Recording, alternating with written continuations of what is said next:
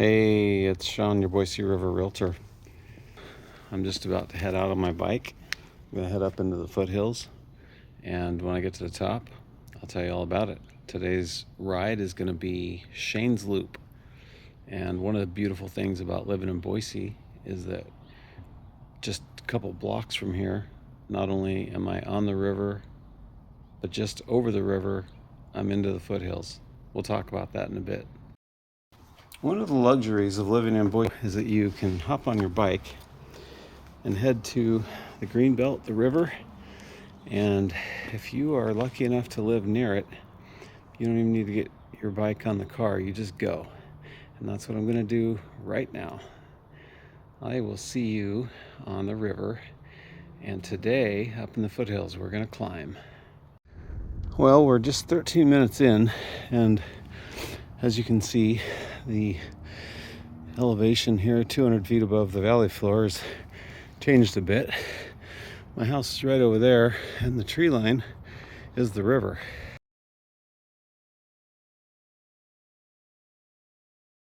All right, we'll pause here for just a quick sec. 3.5 miles in to my ride from the house, and about 530 feet off the valley floor. Again, a little bit different scenery here. Got some walkers who are enjoying a nice Sunday hike up this trail, and you can see people starting to gather. This is the first day of daylight savings, and today we have probably a high of 66. It's kind of a unusually warm day. I would say normal, probably about 10 degrees cooler this time of year, but anyway, this is what awaits you downtown, chock full of restaurants and fun coffee houses and places to meet your friends. And here on the next stop, I will point you to the most hiked trail in all of Idaho, the Table Rock hike. Like I say, beautiful day. It is incredible out here. I'm going to start climbing again, and I'll talk to you soon. All right, so quick check-in. We are now 680 feet, 5 feet off the valley floor, 35 minutes into my ride. The busiest trail in all of Idaho is right there, Table Rock Hill. The one I'm on, there's really almost no one. So if you want to come up to Shane's Loop for a Sunday morning hike, skip Table Rock and do this instead. All right, here we are, 41 minutes in, about 5 miles, 818 feet off the valley floor. Once again, for reference, that's Table Rock. There are subdivisions and homes on the other side of Table Rock in a community called Harris Ranch, and then some older communities that are kind of on the drive up to Table Rock.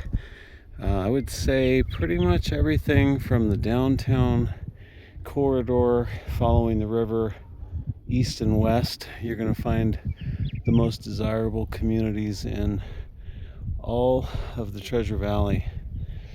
I'll check back in with you when I get to the top of Shane's Loop. Hope you're enjoying your Sunday as much as I am. If you lived in Boise, you could be enjoying this right now also. All right, here we are at the top of Shane's Loop. I rode a little Sparky up here, and at the moment, as you can see, about 5.5 miles into the ride, give or take 1,000 feet off the valley floor, there is downtown. And for reference, Table Rock is over there, and today, because it is so beautiful, there's a solid chance there's probably 500 people or so hiking that trail right now. Off in the distance, you can see the Owyhee Mountains. Everybody misspells it, everybody mispronounces it. It's called the Owyhee Mountains. That is a very rural county of Idaho. Matter of fact, the 44 counties in Idaho, most of them are rural. Ada County and Canyon County Mostly Ada is the huge exception to that. As you can see, we could continue on up Three Bears, that trail right there, and there's no reason we couldn't actually go, if there wasn't snow today, all the way up to Bogus Basin Recreation Area. There's our ski resort that is just 16 miles from the downtown valley floor.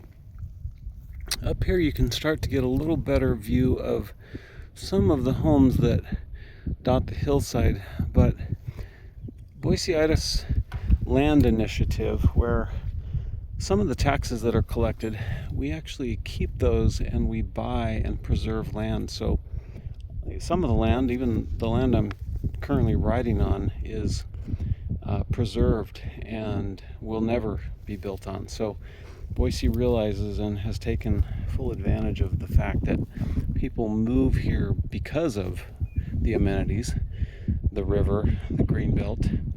And speaking of the river, if we're around and we go over that ridge, we would be able to climb up Shaw Mountain Road from downtown, and that is the Race to Roby Creek. I'll let you Google that one on your own.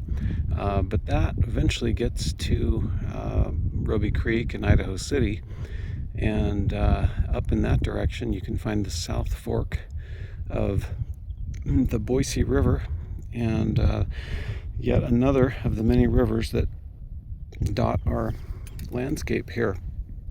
I will see you on the downside. A lot of times in the right season, you will find some Basque sheep herders running their sheep across this land.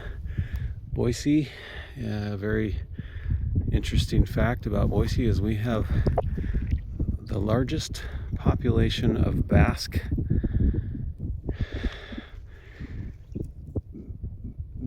people living outside of Basque country in northern Spain and southern France, right here in Boise, Idaho. It is celebrated. We have a Basque district in downtown, and in the mid to late summer there is Oñati, the Basque festival, and it is well worth your time to come and check that out. If you have ever, you need to Google up what do Basque people drink, and you're either going to be mortified or you're going to say, man, I need to try that. I'm not going to spoil it for you, but you need to check out what that drink is. All right, we're back down to 3,100 feet level. Boise sits at about 2,300, and I'm at Central Ridge and where Ridgecrest trails converge. Next time I'll bring my GoPro so you can get a better lay of the land. Enjoy your Sunday. All right, I don't recommend it, but here's a little video, not the GoPro, so we're not going to have any image stabilization going on here, but I'm on a trail, Eagle Loop. This sits just up off the valley floor behind the Veterans Hospital and the federal building here in Boise. In just a second you'll be able to catch a glimpse of the Capitol building, but this fine early spring day, I'm surprised actually how few people are on the trail. I have seen a few. There's been some hikers and a couple bikers, more hikers though, and dogs, people walking their dogs. Here comes one now. Get past them and chat with you some more. Good morning. Anyway, we'll get around this bend here and we'll start to have downtown Boise coming into the frame.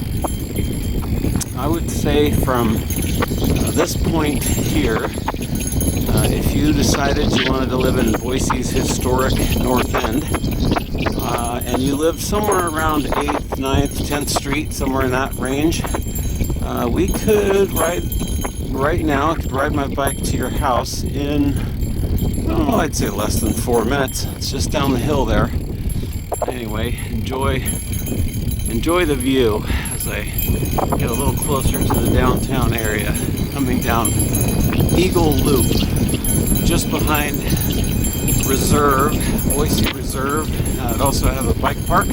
Bring your kids if they want to enjoy some jumps, ramps, dirt trails. There's also a creek to the right of me, and I hope to see you in Boise on this very trail. Spectacular day. Enjoy. All right, here we are back down to 2,700 foot level. We're an hour and a half into the ride, 1,362 feet of elevation climbed.